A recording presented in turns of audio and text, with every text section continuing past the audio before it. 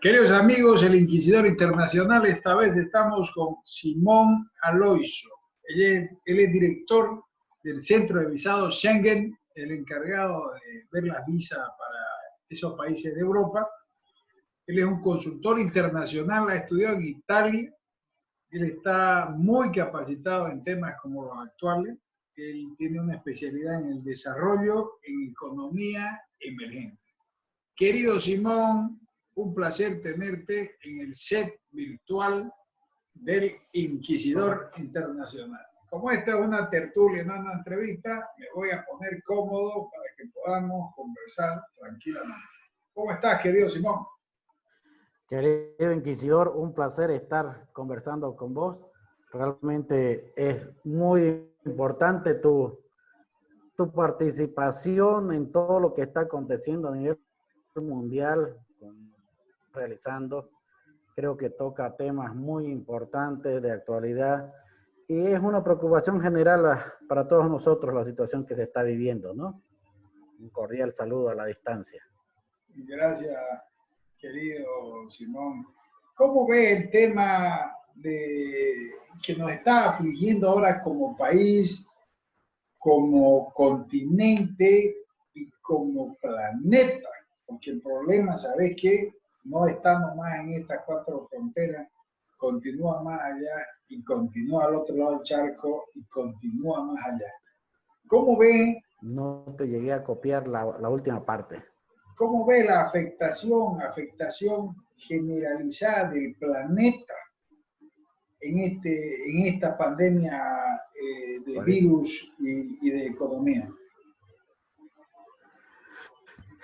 Bueno, yo creo que ahorita la situación que está produciéndose a nivel mundial atañe a las economías, a la sociedad, a la población de todo el mundo, y es una preocupación con efectos a mediano, a corto, mediano y largo plazo devastadores, ¿no? O sea, yo creo que esta pandemia ha afectado tanto a los países industrializados como a los países en vía de desarrollo, como Bolivia, y la recuperación va a ser gradual y en algunos casos bastante lenta, ¿no? O sea, si no se toman las medidas correctas desde ahora, ¿no? O sea, con medidas que puedan paliar un poco los efectos económicos que va a tener cada país a diferentes niveles, ¿no? Y Bolivia no se va a escapar de esos problemas.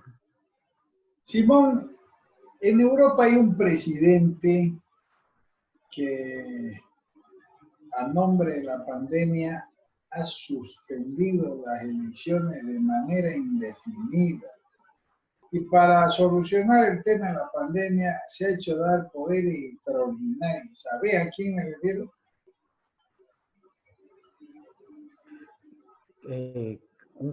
¿Qué país está, que esté en elecciones actualmente?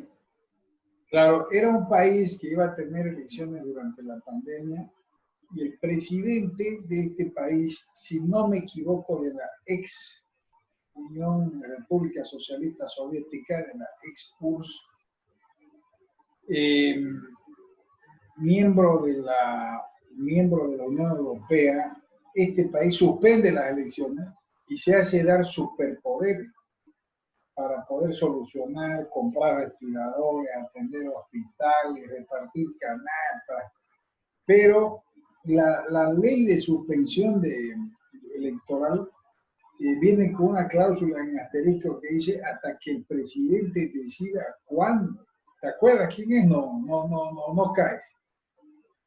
No tengo en mente el nombre. Lo voy a investigar mientras charlamos, si no te molesta que le tire una mirada a mi celular. Me llamó la atención, si no me equivoco, es donde se hizo la película de un país que se hizo ayudar por la ONU para no entrar en guerra con Rusia. El nombre del país es el mismo nombre de un estado en Estados Unidos. Georgia. Creo que es Georgia. Bueno, contanos, Simón, ¿cómo ves el panorama económico latinoamericano en comparación a Norteamérica, en comparación a Europa, como si Sudamérica fuera una unidad económica. Ya. La preocupación que tengo en los países sudamericanos es los grados industriales que tienen, ¿no? Comparación a países europeos, a países desarrollados, Estados Unidos, ¿no? Y las grandes potencias mundiales, ¿no? En las que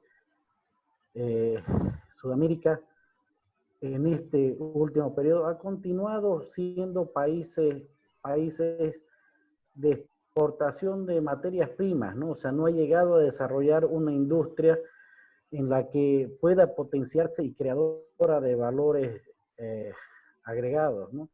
A diferencia de Europa y de Estados Unidos, en las que sus industrias realmente han generado valor agregado, son industrias con alto valor agregado y la situación de mantenerse con sus fronteras cerradas a nivel de Europa, a nivel de Sudamérica, perjudica mucho más a Sudamérica que a los países desarrollados, ¿no? O sea, que pueden tener una economía en función de su desarrollo interno, ¿no? Y de su industria interna, ¿no?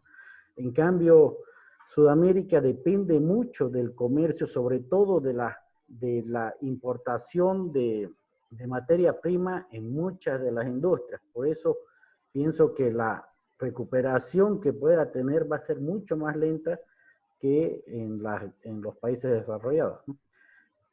Hoy día hablaba yo con un empresario muy conocido y me dice que para empezar,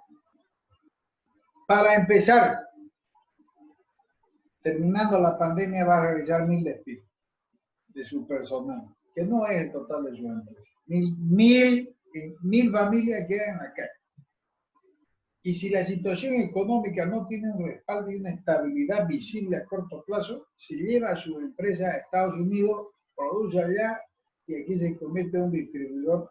O sea que los otros 2000 trabajadores que tiene los despacha y solo pone 400, 500 personas para distribuir sus productos. Obviamente yo como industrial me voy a ir donde más condiciones y más seguridad jurídica me provean. Entonces, la pregunta es si esto se convierte en una corriente, porque hicimos una reunión think tank aquí en el grupo del Inquisidor, que actualmente estamos publicándola, es un video antes de este. En esa reunión think tank sacamos a relucir el problema de que el decreto del no despido del personal en Bolivia no tiene ninguna validez. No tiene una validez porque los decretos no pueden ir sobre la Constitución, no pueden ir sobre las leyes establecidas. Hay una pirámide jurídica y ese decreto. Entonces, la misma figura viene con el famoso perdonazo de los alquileres. Incumple la pirámide jurídica porque no puede haber una ley encima de una constitución, no puede haber una ley que si la presidenta la manda a revisión, ¿no? La ley no puede ser retroactiva. Entonces, tenemos ahorita equipos de profesionales, comités de científicos, rompiéndose la cabeza en temas sin sentido, ¿no?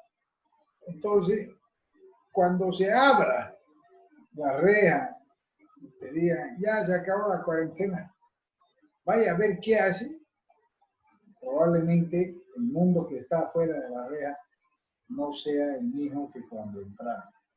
Entonces, como país, como proveedor de materia prima, ¿no? ¿Qué panorama ves vos? Ya nos diste un panorama sudamericano. ¿Cómo nos da un panorama local? Justamente, yo creo que las medidas y la tendencia y la opinión de la gente a veces es a satanizar al empresario, ¿no? Sin pensar que el empresario es el que produce empleo, ¿no? O sea, sin empresa no hay empleado, ¿no? Entonces, el asfixiar, ¿no?, al empresario cuando no tiene la capacidad ni el flujo para pagar ni cumplir con sus obligaciones, porque muchas de las medidas quizás fueron paliativas, pero no son medidas de fondo. ¿Por qué? Porque son medidas prorroguistas, porque te dicen, se te va a condonar el pago de los créditos por 2 meses, ¿no? Pero igual lo vas a pagar, ¿no? O sea, no estás beneficiándote, ¿no? O sea, estás prorrogando tu martirio, digamos, ¿no? O sea, es como cuando está una persona desempleada y pide un crédito, ¿no? Si no tiene ingresos, se está complicando más, ¿no? Se está poniendo la soga al cuello, ¿no? O sea, así puede estar el empresario también, ¿no? O sea, y creo que uno de los errores más grandes es el de generalizar las medidas, ¿no? Porque ya se cometieron en el gobierno anterior cuando, si bien recordás, querido inquisidor, cuando se aplicó el doble aguinaldo, se metió a todas las empresas en la misma bolsa. O sea, no importaba si era una empresa que estaba lucrando o era una empresa que estaba sobreviviendo, no, todas tenían que pagar, ¿no? Entonces, lo mismo sucede ahora, ¿no? O sea, hay empresas que dentro de la crisis, dentro de la pandemia, han podido producir. Entonces, obviamente esas empresas no pueden estar en la misma bolsa de las personas que han tenido que cerrar, ¿no? Porque en este caso, las empresas no han cerrado voluntariamente, han tenido que cerrar por la crisis sanitaria. Entonces, las condiciones laborales no podrían ser las mismas, porque la situación no es la misma. En algunos de tus programas te he escuchado mencionar bastante y comparto que es una economía de guerra, ¿no? O sea, entonces, en una guerra las situaciones no son las mismas, ¿no? No puede aplicarse las mismas normas porque se tiene que adecuar a la situación con la que se vive. Entonces, tratar de ver de que la empresa no puede despedir, no puede, se le va a dar un crédito para cubrir un pasivo que no produjo, ¿no? No para pérdida. Te voy a dar tu pérdida a crédito. ¿Cómo me das la pérdida a crédito? O sea, dame un crédito para ganar plata, no me das un crédito para perderla, para perder no me da ni mierda. Totalmente, y en muchos países desarrollados, o sea, se ha establecido por la crisis sanitaria que la pandemia afecta al empleador y al empleado, no son los dos, porque es una cuestión sanitaria que ninguno de los dos la quiso, ¿no? Sino está obligado a cumplirla. Entonces, los dos terminan siendo afectados, ¿no? O sea, si se entiende bien el concepto de salario, ¿no? El salario está en función de los días trabajados.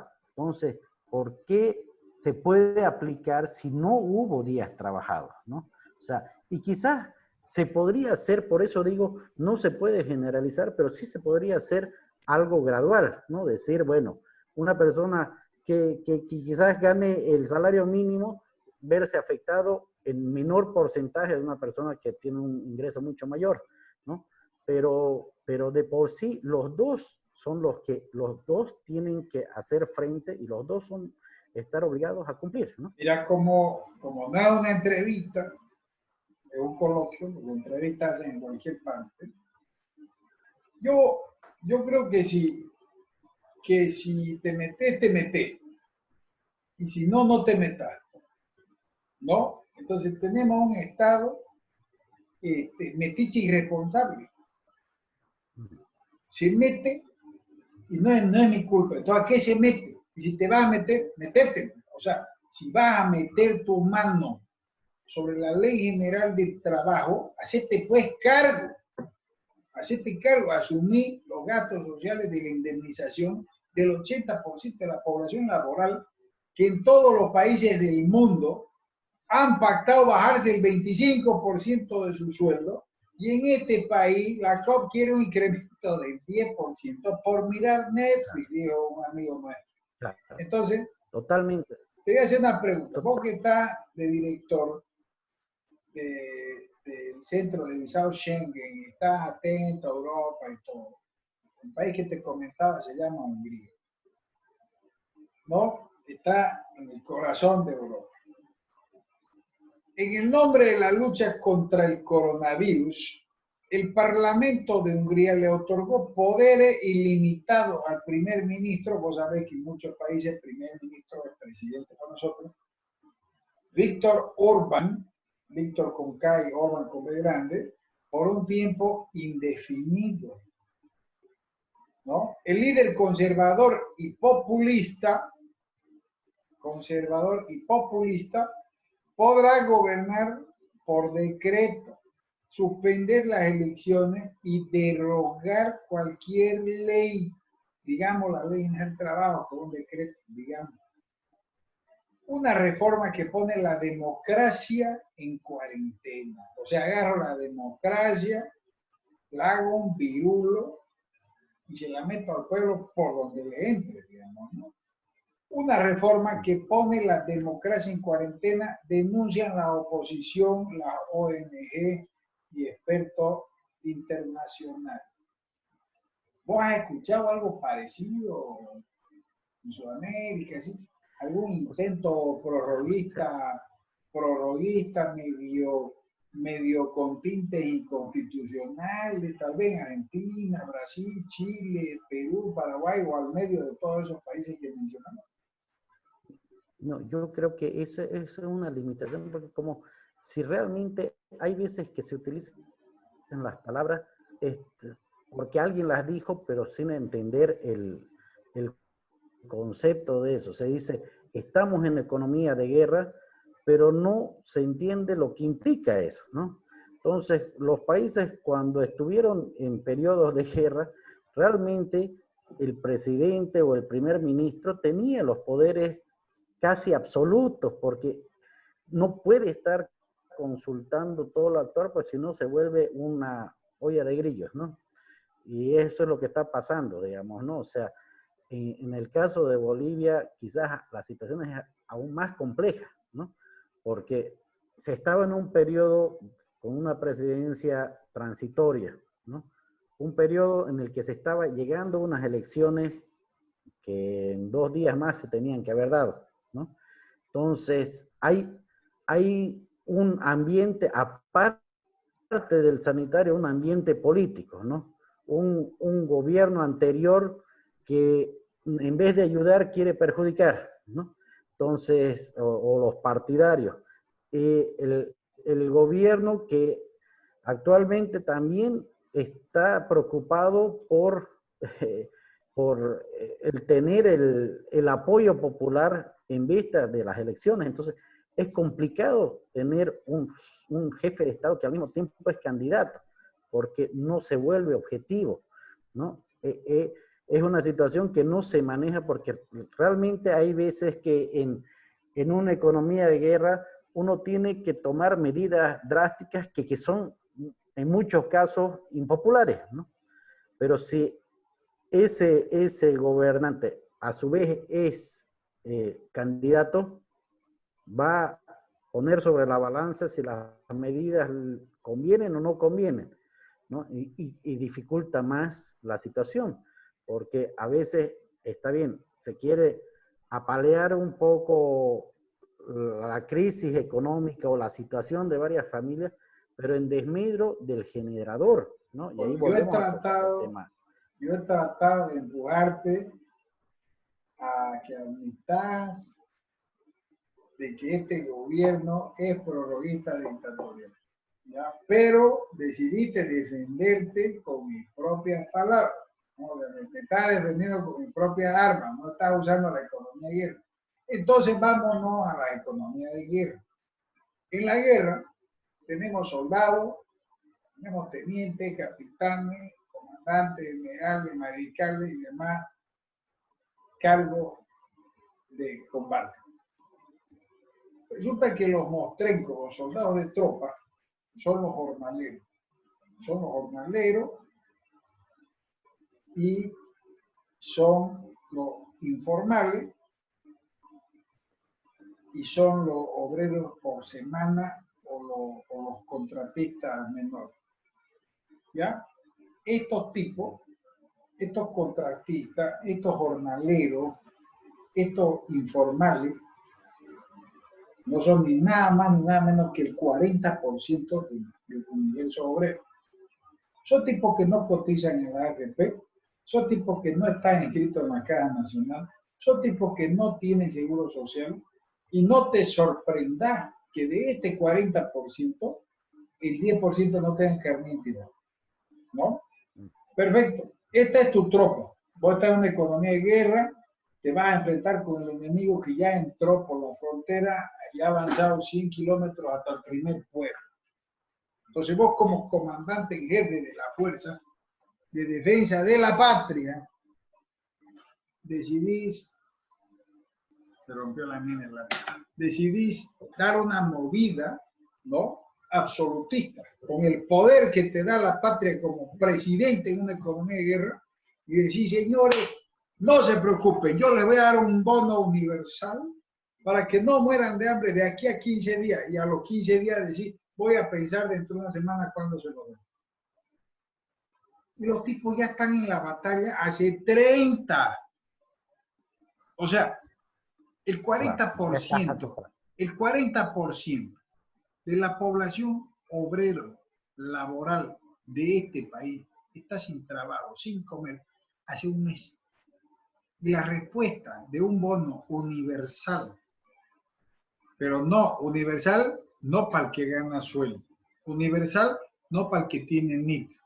Y ahora la última que me llegó la información, universal para el que no tiene cuenta corriente, universal para el que no tiene saldo en el banco, o sea, violando la constitución política del Estado, mirando tu saldo de cuenta, que es ilegal.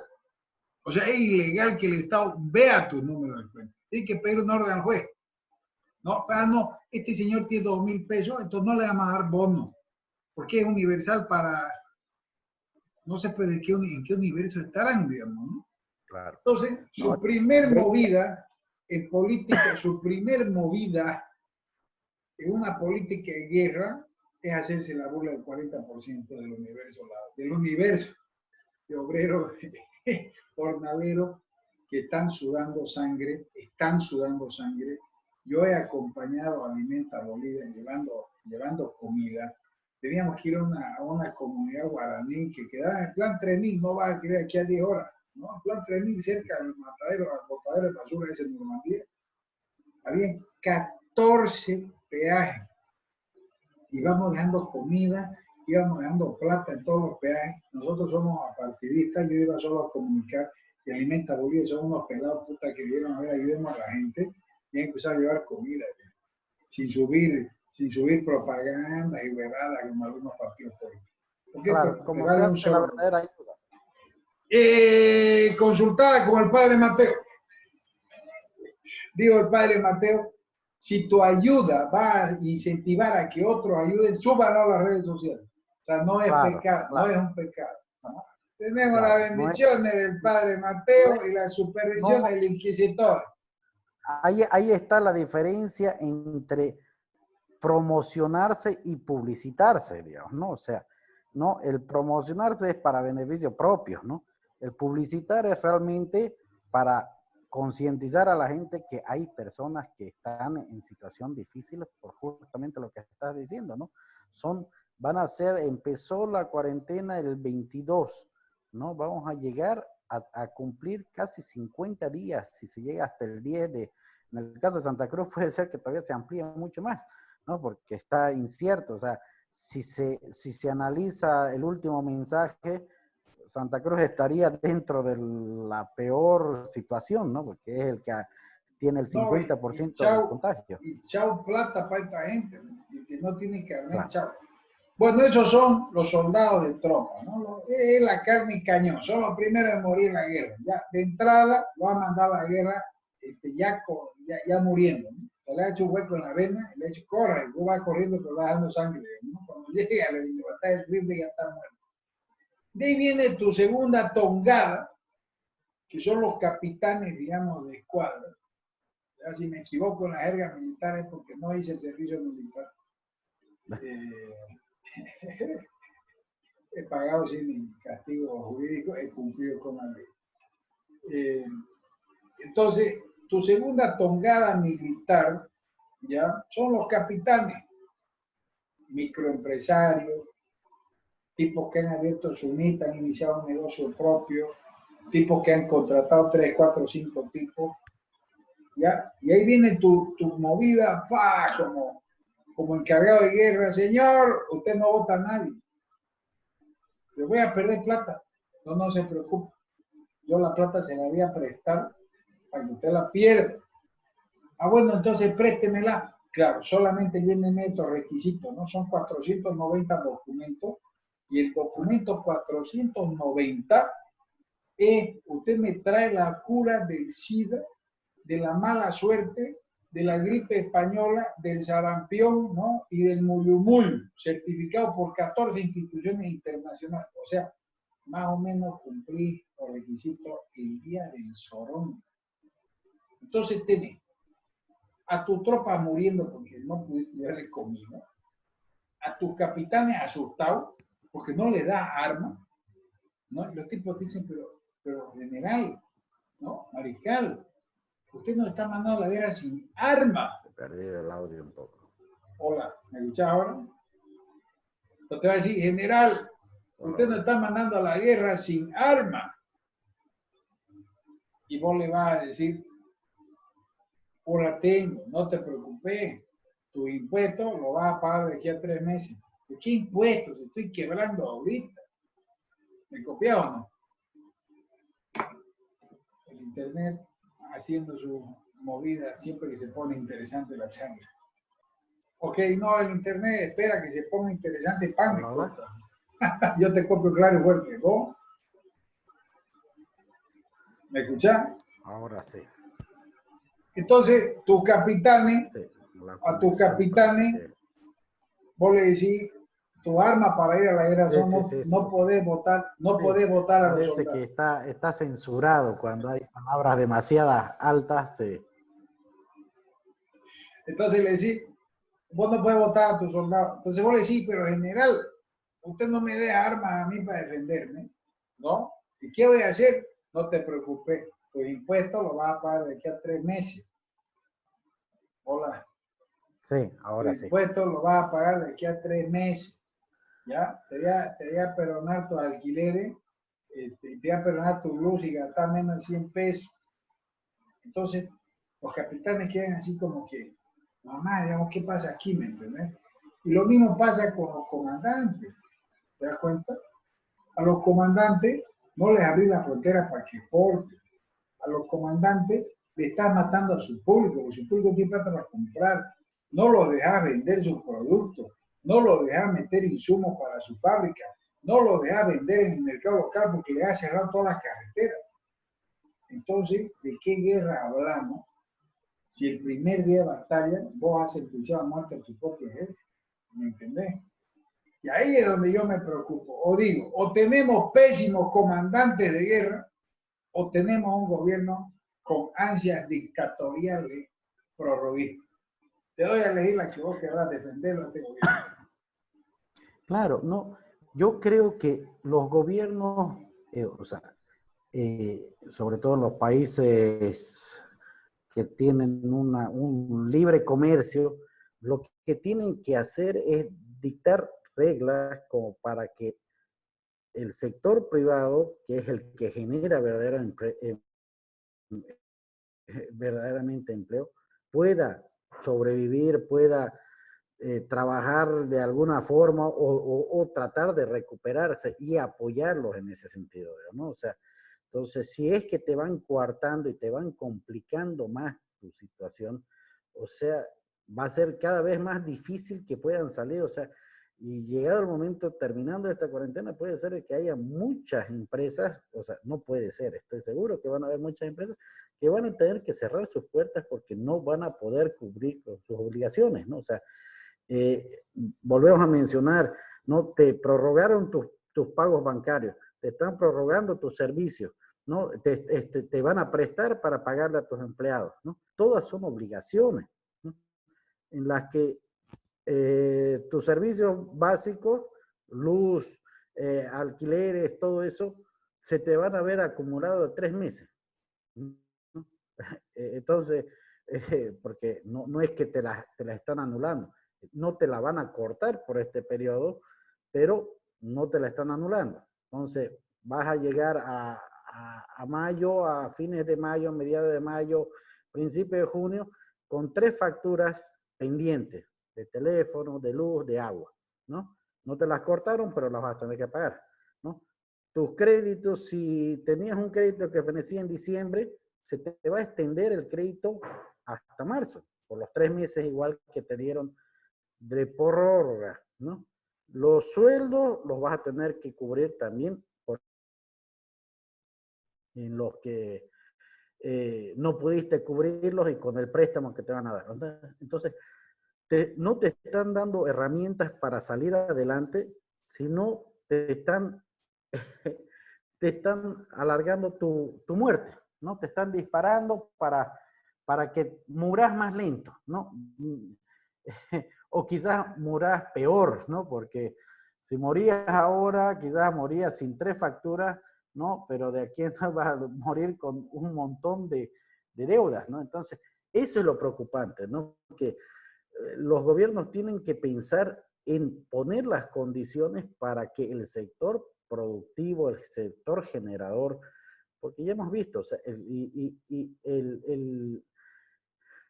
el gobierno va a tener una restricción en sus ingresos vía petróleo, vía minerales, vía una serie de factores. Entonces, no va a generar, y sus empresas no van a generar mayor riqueza para el país, no va a tener la abundancia económica que se tuvieron los 14 años y que se malutilizaron lamentablemente, ¿no? O sea, y producto de eso es una situación la que estamos viviendo también, ¿no? A ver, respondeme esta pregunta. ¿Keynes o la escuela austríaca?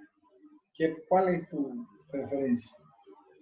No, yo me voy totalmente por Keynes en el laissez-faire, ¿no? Laissez-passer, ¿no? O sea, eh, la economía de libre contratación, libre mercado, es el que realmente te puede generar un mayor crecimiento y una disminución del desempleo, ¿no?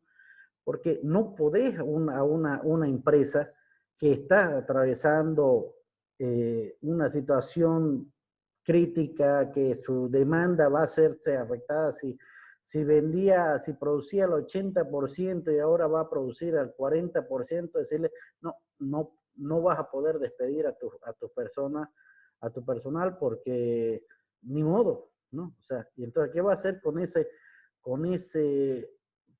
esa cantidad innecesaria de empleados, ¿no? Entonces, uno como el empresario, si bien tiene que velar con lo que necesita y en función de la demanda, ¿no? Y del libre mercado, ¿no? O sea, y ahí está, ¿no? Keynes establecía claramente que los gobiernos tienen que ser reguladores, pero hacer que la economía trabaje por sí sola, ¿no? Y que genere las condiciones económicas para un crecimiento general, ¿no? Ahora te hace una pregunta.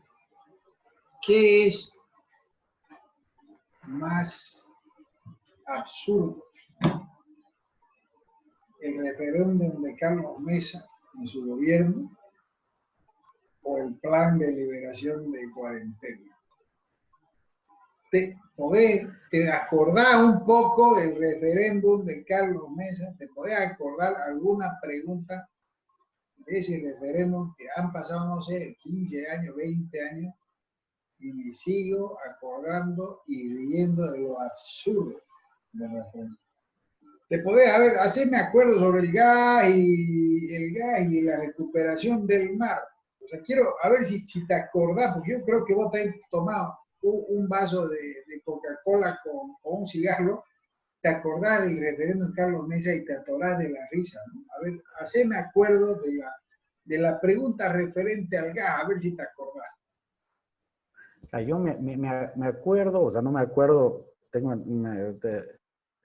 lo que me acuerdo eran 5 preguntas las que se hicieron en ese referéndum, ¿no? Y todas estaban relacionadas con el gas, ¿no? O sea, si estaba de acuerdo con la aprobación, si estaba de acuerdo de que se potencialice yacimiento, si estaba de acuerdo de que el gas pueda ser utilizado para la negociación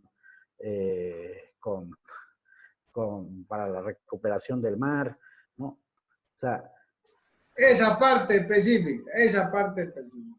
¿Está usted de acuerdo en utilizar el mar para utilizar el gas para recuperar el mar? Y no es Carlos Mesa el encargado del juicio con la Haya y nos empomaron el mar. Y antes el futuro estaba más lejos que la luna, porque la luna la vemos todas las noches y ahora ha quedado legitimísimo, digamos, la recuperación del mar. Gracias a la participación del señor Carlos Mesa y sus brillantes participaciones en los juicios de la Haya, que yo no sé por qué milagrosamente todo el mundo le echa la culpa a Evo, siendo que ese tipo creo que no sabe leer, ¿no? Tengo seria duda que sepa leer, por eso todos sus discursos eran a pulmón, porque claro, un tipo no sabe leer, digamos, ¿no? Y ahora nos salen con una hoja dinámica de liberación de la cuarentena. O sea, ya la mandé a la NASA para que la estudien, digamos, ¿no? Me van a pasar el informe, esperan en 20 días. ¿Qué opinas de esa liberación dinámica de la cuarentena? Dame tu opinión así, amable. A mí realmente lo que me preocupa es de que yo creo que es una preocupación de la población en general, que cada vez que se va acercando los plazos de la cuarentena, ¿no? Está esperando para ver si te dan el visto bueno para la partida, digamos, ¿no? Y llega el día final y si bien es evidente que es en función de la situación de la pandemia y de los contagios, pero no te da una idea clara y lo que es más preocupante, ¿no? O sea, hay los países que ya están pensando su retorno a la normalidad, están preveyendo ya con anticipación a la población las medidas que tienen que tomar, ¿no? La concientización que tienen que tomar, porque hay que recordar de que pandemias como esta hemos tenido en la humanidad mucho peores, ¿no? O sea, se tuvo grandes pandemias como la de 1300, la peste negra, ¿no? Que mató a 200 millones de personas, ¿no? Casi el 70% de la población europea murió con la peste negra. Se tuvo en los periodos recientes, en el 1918, la gripe española, que mató a 50 millones de personas, ¿no? Y la gente tuvo que convivir con el virus, ¿no? Eso no quiere decir de forma irresponsable no concientizar y concientizar de que no es por el bien del Estado, no es por el bien de la ciudad, es por el bien de uno mismo, ¿no? Pero el ir retornando a una actividad en la que la gente va a pedir a gritos que se vuelva a retornar para volver a percibir ingresos, ¿no? O sea, concientizando. Entonces, el ir alargando sin tomar medidas previsorias de ese retorno, ¿no? Porque ya en este mensaje se debió haber tomado y indicado ya desde ya las medidas que se tienen que tomar para que las personas puedan ir pensando en un retorno laboral. Porque lo has dicho, yo pienso lo mismo, en 50 días muchas economías familiares se van a ver seriamente perjudicadas. Entonces, el ver, no sé, una cuarentena dinámica en función de que si va a haber más contagios, Tengo entendido que va a haber, o sea, desde que se empezó el día 22 ha ido incrementándose los contagios, no ha parado, ¿no? O sea, si uno ve en las calles, hay un movimiento, no diría normal, Pero pero un a ver, movimiento Simón, bastante grande. Simón, si te mandan a hacer cuarentena a tu casa, donde tu hijo tiene que salir al súper a hacer compras, y tu hijo tiene el virus desde el cabello hasta la suela de los pies, y vos vas al súper, tu hijo va al súper con el virus, toque, toque, toque, porque los mercados están cerrados. Y ahí tenés en el súper una tipa con su letrero que dice wet floor, que quiere decir piso mojado, pero no le han traducido bien a los empleados de los súper y creen que es equipo para ventilar el suelo. No, las tenés a las tipas con el letrero ese de wet floor, así, ¿no?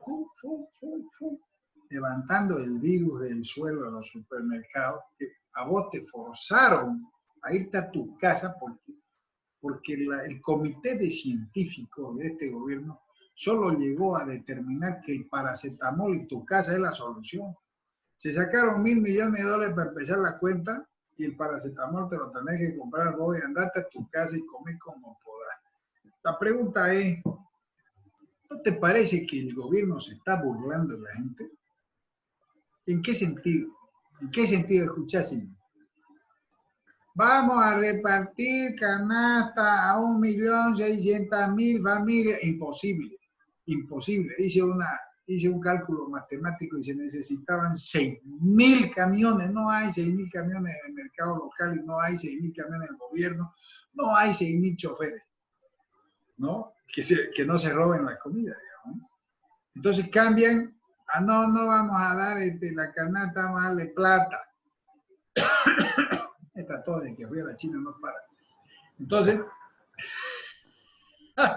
entonces dice, ya no le vamos a dar canasta, le vamos a dar plata, ¿no? Y la gente así, oye, esperando la canasta. Mierda, viene mi canasta. No, no, no, no, espere, le voy a dar en plata. Va a ser un bono universal. Entonces la pregunta ¿es un bono universal o es un bono selectivo y discriminatorio? ¿No será un bono lección? ¿No será un bono escuela? ¿No será un bono universidad que nos está enseñando que abrirse un NIT, ser formal, ser correcto, tener cuenta en los bancos, bancarizar la plata es un delito? No es un Estado que nos está forzando a enseñarnos que lo ilegal, que el manejo sucio del dinero, de la evasión impositiva, es el camino correcto. O sea, si vos me decís un bono universal, pero si tenés NIT, no.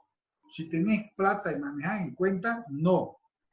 Entonces pues, esta que voy a abrir NIT y que voy a manejar la plata en cuenta, voy a manejar todo negro, voy a contrabandear, voy a vender sin factura. Y no solo eso, y sabes qué es lo que más miedo me da, querido Simón, y quiero que vos me des una esperanza que me estoy equivocando, y espero equivocarme. Le tengo fe a este gobierno todavía, no al ministro de Salud, al gobierno le tengo fe, me gusta el gabinete, me gusta el gabinete. No están encaminándonos a la fábula de la gallina desplomada y el maíz. No, sí, yo comparto pues, y creo que la situación actual es complicada para cualquier gobierno, manejarla es complicada. Pero si no se tiene claro realmente cómo activar y cómo perjudicar menos a las personas, porque hay veces que, o sea, se está entendiendo que papá Estado tiene que ahorita subvencionar todo cuando papá Estado está casi quebrado, ¿no? ¿No? Por un lado, ¿no? Y son medidas tan paliativas, digamos, ¿no? O sea, el hecho de pensar que 500 bolivianos puede cubrir, sí puede ayudar a familias, puede ayudar de alguna forma, pero por 50 días es complicado. O sea, realmente la forma de tratar de ayudar a las familias es tratando de volver una normalidad no total, pero sí relativa, en la que pueda, o sea, ya de por sí, después de esta de esta pandemia. Y hay que entenderse que el volver el terminar la cuarentena no significa que terminó el virus, ¿no? O sea, el virus va a continuar y va a continuar por un largo periodo. Entonces ya va, de por sí hay sectores que se van a ver seriamente afectados. ¿Vos llevarías a tu familia al cine después de la cuarentena? ¿Se libera? No, no, por un lado está cerrado, ¿no? O sea, no hay posibilidad. Pero así estuviera abierto, ¿llevarías? No. Entonces, de hecho, que hay sectores que no van a poder abrir nunca más, ¿no? O sea, por un buen tiempo, hasta que la psicosis y el miedo, que también es un elemento dentro de la pandemia, se libere, ¿no? Porque ya se crea, como dicen, hay veces que el miedo puede tener un efecto más devastador que el mismo virus, ¿no? Y la gente tiene miedo, y tiene miedo por la desinformación que existe a nivel general, ¿no? Entonces, ahorita no, el gobierno tendría que crear condiciones para que la gente ya vaya preveyendo de alguna forma, ¿no? Medidas con las que pueda ir volviendo a un retorno gradual, ¿no? No como llamándolo como una cuarentena dinámica, utilizando términos confusos, ¿no? Porque como decía, el decir un bono universal, ¿qué significa un bono universal? Que va a todo mundo. Ese es o sea, un bono universal tiene que ir para todo mundo. Si ya vas seleccionando quiénes son sujetos o no, ya deja de ser universal, digamos, ¿no? O sea, no tiene el concepto de universalidad, ¿no? Entonces, y por otro lado, eh, quizás para algunas personas sí vaya a ser determinante ese bono, para otras personas no va a ser determinante, o sea, no le va a afectar mucho más a su economía el recibir 500 bolivianos, digamos, ¿no? En algunos sectores, o sea, no va a ser significativo el recibir. Entonces, sí son medidas que un poco pintan, ¿no? O maquillan la situación, pero no agarran el problema de fondo. Y si te pones a pensar, Víctor Hugo, después de que termine la cuarentena y se abran las fronteras en algún momento, o sea, pensar que nuestros países vecinos han devaluado por la situación y por la crisis que también les está afectando su moneda terriblemente. Pues Bolivia ahorita está con una moneda fuerte y poco competitiva. O sea, el momento que abramos la frontera, se nos van a llenar los mercados de productos de nuestros vecinos, ¿no? O sea, entonces las pocas empresas sobrevivientes nacionales van a sucumbir a la nueva situación, porque no van a poder responder a una entrada masiva de productos vecinos, ¿no? Querido Simón Aloisio, director de aprobación de visa Schengen, capacitado en Italia, especialista en economía de desarrollo. Ahora te voy a hacer una pregunta. Dos te voy a hacer. Te voy a lanzar las dos juntas.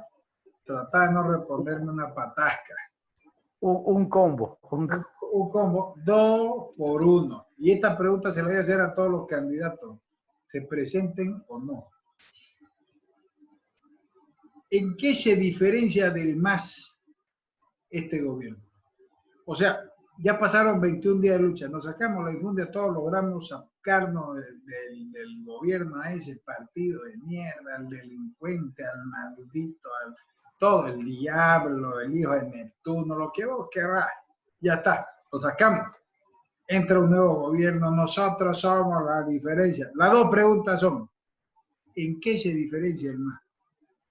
Y la segunda, ¿en qué se parecen?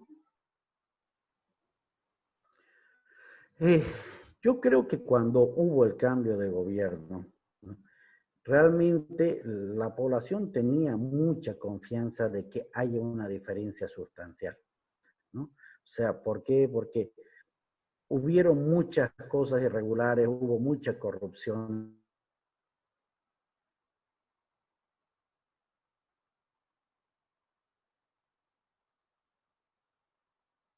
No queden en la impunidad, ¿no? O sea, que realmente se transparenten las cosas, que la gente sienta de que ahora los funcionarios y los que ejercen el poder tienen que rendirles cuentas a los ciudadanos, ¿no? Y eso fue fuera del solo hecho del cambio de gobierno, fue el empoderamiento ciudadano fue lo más importante, ¿no? En el que se pensaba de que los nuevos gobernantes o el gobernante que venga a venir, ya sea el gobierno transitorio o el próximo gobierno, iba a tener más cuidado con el manejo del Estado. Lamentablemente se volvió, el momento que presentó su candidatura presidencial, cambió todo el panorama, ¿no? Cambió todo el panorama porque ya dejó de ser un gobierno que imparta justicia, o sea, no se ha esclarecido nada de los hechos de corrupción. Las personas que le hicieron mucho daño al país están tranquilas, quizás terminen tranquilas, y con la coyuntura de la pandemia lo que se hizo es entrar, al ser candidatos presidencial, a entrar a la misma lógica, ¿no? De dar bonos, contentar a la gente, ¿no? Y eso no le hace bien a un país, ¿no? O sea, yo creo que el hecho en sí de que un presidente en Bolivia no está preparada para que haya una reelección presidencial, ¿no? Porque ahora se va a vivir una reelección presidencial. ¿Podés nombrar algo en lo que se diferencia del MAS? ¿Diferencia del MAS? Hasta ahora me ha dado puro igual. ¿En qué se diferencia el MAS? ¿Tenés algo? ¿Podés rescatar una cosa que me diga, este gobierno hace esto que el MAS no hacía? No me digas robar más porque espero que no sea esa tu respuesta.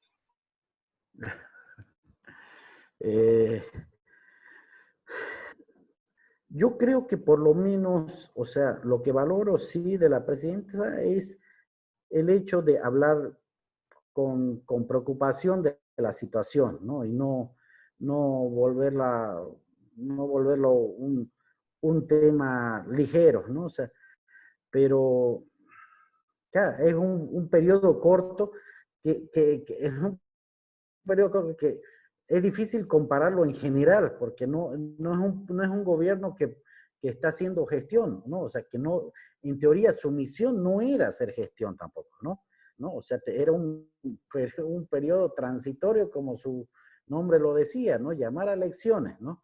Entonces, por la coyuntura se alargó el periodo, ¿no? Primero por la coyuntura A de ver, que no había doctor, no me responda prorroguismo porque eso es lo mismo del MAS. ¿En qué se diferencia? Estoy claro. buscando una, para poder dormir esta noche tranquilo.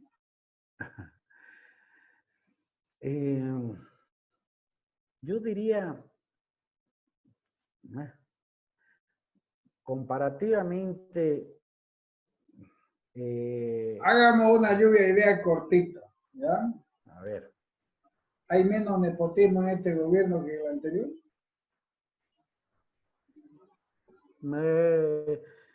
yo creo que se está dando muchos casos también, ¿no? Muchos casos o sea, ¿Hay menos oscurantismo contratacional en este gobierno que en el anterior? yo creo que no, o sea, lamentablemente no se tomaron esas medidas, ¿no? O sea, no se aclaró a la gente, ¿no? El uso de los recursos. Están saliendo a la luz muchas cosas que viene a ser más de lo mismo, ¿no? O sea, El anterior es gobierno, difícil realmente.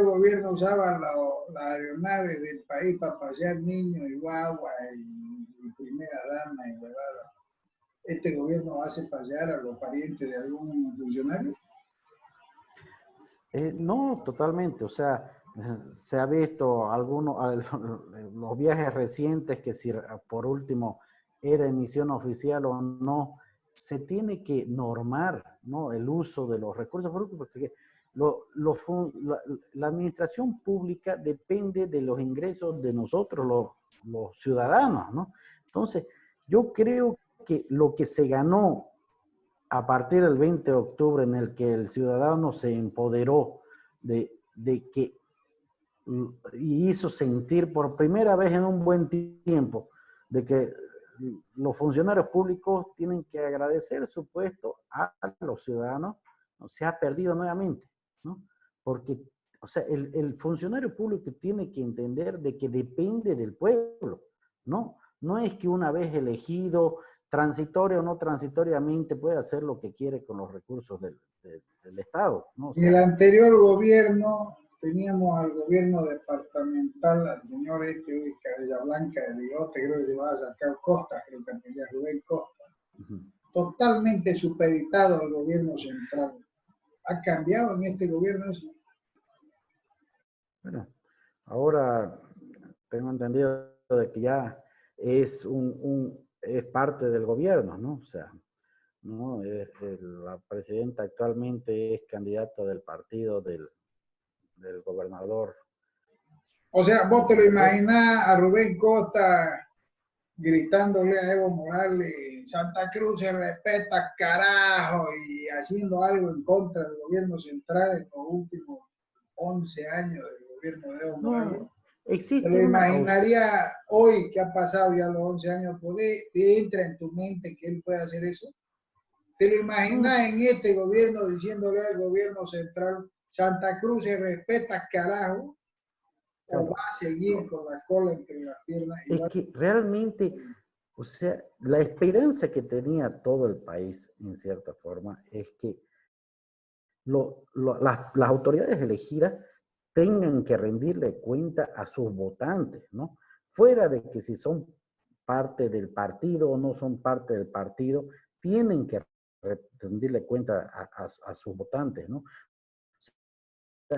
Vos ves, los gobiernos departamentales le rinden cuenta al partido al que pertenece, ¿no? Los asambleístas nacionales le rinden cuenta al partido que pertenece, ¿no? O al líder o al caudillo, ¿no? Cuando fueron elegidos por el pueblo y el pueblo es el que debería censurarlo o derogarlo, ¿no? O sea, tiene que ser ese el nuevo actuar si se quiere construir una nueva Bolivia. Tiene que haber un empoderamiento real ciudadano, ¿no? En el que realmente la persona que no cumple con lo que con las personas que lo eligieron, ¿no? No puede seguir en funciones, ¿no? O sea, hay cosas que se tenía la esperanza que en este gobierno sí se cambien por ser precisamente un gobierno de transitorio y que pudo haber efectuado y podría efectuar si no fuera un gobierno electoral, ¿no? O candidato. O sea, yo digo que se ponga en tela de juicio o que se dé la opción a que los candidatos, y no te digo solo a nivel nacional, eso debería ser una norma, ley aprobada, promulgada y por último constitucionalmente establecida, que los candidatos tienen que presentar sus proyectos para ser candidatos y tienen que haber un debate público porque la ciudadanía tiene el derecho de escuchar sus propuestas. Y no solo escuchar sus propuestas, porque aquí se vuelve un carnaval el hacer propuestas, ¿no? Si ahorita, digamos, viene un candidato y dice, yo cuando sea gobierno voy a dar 2.000 bolivianos cada fin de semana, ¿no? Y viene un candidato más racional y dice, señores, la situación de Bolivia va a ser tan complicada que vamos a tener que reducir ciertos bonos. ¿Por quién elegiría a la gente? ¿Mm? ¿Mm?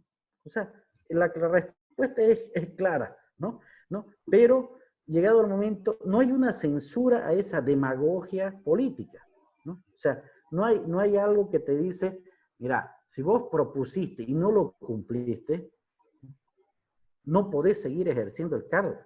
Se te tiene que revocar o que esté establecido la revocación por no cumplir y que tu propuesta sea como un plan de ejecución que lo tenés que cumplir, y si no lo pudiste cumplir, tenés que explicar públicamente por qué no pudiste cumplir, ¿no? Y que sea gradual por año, ¿no?